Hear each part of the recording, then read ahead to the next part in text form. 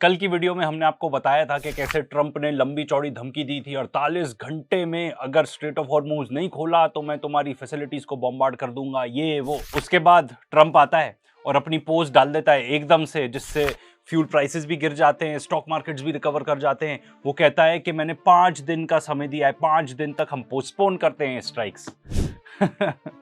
मतलब क्या हो रहा है? पूरी दुनिया के साथ ऐसा खिलवाड़ हो रहा है, ठीक है। और ये जो बुड्ढा है एकदम he has lost his mind, आके कहता है कि ईरान से तो बातचीत चल रही है हमारी।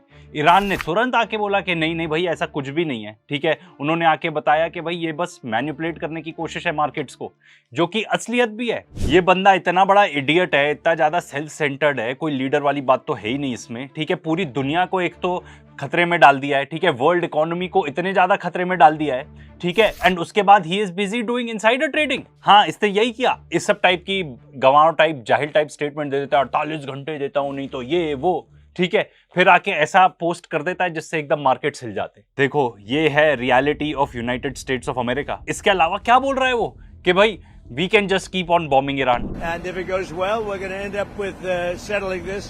Otherwise, we'll just keep bombing our little hearts out. Iran ने आके क्लियरली बोल दिया हमारी अमेरिका से कोई बातचीत ही नहीं हो रही है।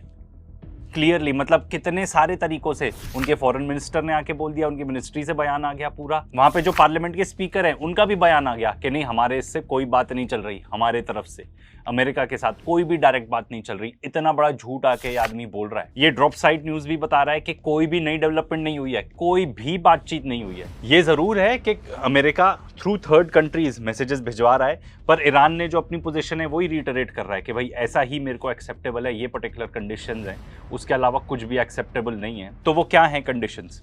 सबसे पहले तो बता रहे हैं कि भाई अगर वॉर एंड करना है तो साइमल्टेनियस सीज फायर होना चाहिए ईरान में, लेबनान में, इराक में। अब आप जाके इजराइल को बोलो कि भाई तुम्हारा ये जो ग्रेटर इजराइल का सपना है ना, इसको अभी के लिए तो खत्म करो। लेबनान में जितनी भी हॉस्टिलिटीज हो रही है, जो वॉर चल रहा है, ग्राउंड इन्वेजन तुमने चालू कर दी है बेवकूफ हो, उसको बंद करो। और सबसे बड़ा झटका दिया है उन्होंने ईरान की न्यूक्लियर कैपेबिलिटीज के बारे में। उनका ये कहना है कि ईरान एक नई डॉक्ट्रिन बनाएगा एंड इसमें जितनी भी एनरिचमेंट एक्टिविटीज होंगी, जो भी लेवल्स डिसाइड होंगे कि आप कितना एनरिच कर सकते हो, वो या तो इंडिपेंडेंटली करेगा या in cooperation with China and Russia. लो, इससे क्या सीख मिली तुमको अमेरिकन एंड इजरायलीज? पहले जो इतनी अच्छी डील मिल रही थी, जब ईरान कह रहा था मैं ना न्यूक्लियर बॉम्ब बनाऊंगा, जो हमारे पास एनरिच्ड रखा हुआ है यूरेनियम, वो भी हम एक थर्ड पार्टी को दे देंगे, किसी दूसरे देश को दे देंगे, ठीक है, उसको फ्यूल बना लेंगे।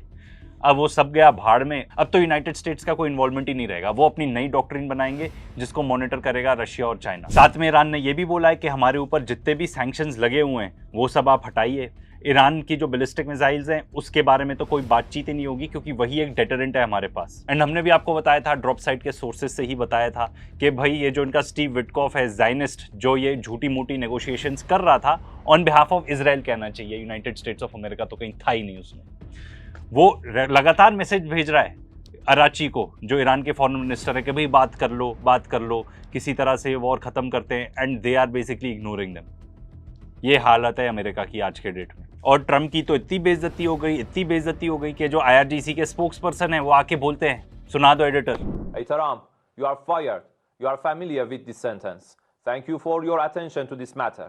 The central headquarters of Khatam al-Anbiya. और IRGC ने लेबल कर दिया ट्रम्प को डिसीटफुल अमेरिकन प्रेसिडेंट। आपको ऐसा बताने का मतलब सिर्फ ये नहीं था कि ट्रम्प के मजे लेने हैं, वो तो लेने ही थे, पर असली मकसद ये था कि रियलिटी ये है कि कोई बातचीत ही नहीं चल रही है। कोई बातचीत नहीं चल रही दोनों साइड्स में डायरेक्टली, ठीक है। एंड ये जो बोल रहा है कि हम नेगोशिएट कर रहे हैं, ये कर रहे हैं, कोई नेगोशिएशन नहीं चल रहा। ट्रम्प के बयान सुनो, अभी सुनो ये। We've wiped out the leadership phase 1, phase 2, and largely phase 3. But we're dealing with the man who I believe is the most respected and the leader. It's a little tough. We've wiped out everybody. Is that the Supreme Leader? No, not the Supreme Leader. We don't. Not much talk. Well, nobody heard of the second Supreme Leader, the son. Are these direct? Nobody. We have not heard from the son.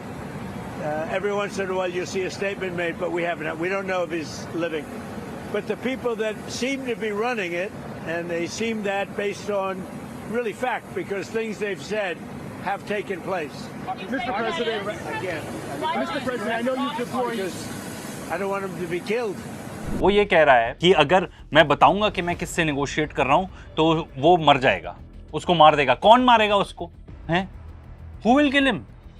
Israelis मार देंगे उसको, क्योंकि Israeli चाहते हैं कि negotiation हो ही ना। इसी वजह से उन्होंने अली लारेजानी को भी मारा, ठीक है, इसी वजह से उन्होंने नसरल्ला को भी मारा ऑफ हिजबुल्लाह। ट्रैप सेटअप करके पूरा कि भाई एक पीस डील नेगोशिएट हो रही है, सीज फायर नेगोशिएट हो रहा है, तो वो अपने काफी जो टॉप एड्स थे उनके साथ मिल रहे थे, एंड इनको पता चल गया दैट वो इस पर्टिकुलर बंकर में बंकर बस्टर बॉम्ब्स यूज करके उनको मार दिया। ट्रंप बिल्कुल भी कंट्रोल में नहीं है, वो उसे बड़बड़ा रहा है, सिर्फ बड़बड़ा रहा है।